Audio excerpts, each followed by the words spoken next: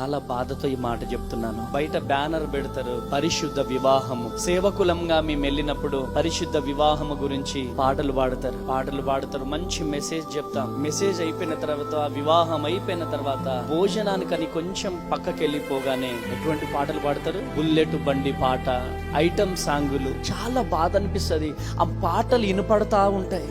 ఇంతసేపు చాలా ప్రార్థన పరముగా, చాలా దేవునికి మహిమకరముగా ఈ వివాహం జరిగింది కదా. అప్పుడే వివాహములో పాటలు పాడినటువంటి చెల్లి ఆ డీజే పాటలకు విపరీతంగా డాన్స్ చేయడం నేను కళ్ళారా చూశాను. ఈరోజు పరిశుద్ధ వివాహము ఇలాంటివి జరుగుతున్నాయి. ఈరోజు క్రైస్తవ వివాహ వ్యవస్థకే చాలా చెడ్డ పేరుని తీసుకొస్తా ఉన్నారు. దయచేసి వివాహం చేసుకుంటున్న దేవుని బిడ్డారా, నా 2 చేతులెత్తి బ్రతిలాడుతున్నాను. అటువంటి డీజేలు వద్దు, ఐటమ్ సాంగ్లు మనకొద్దు.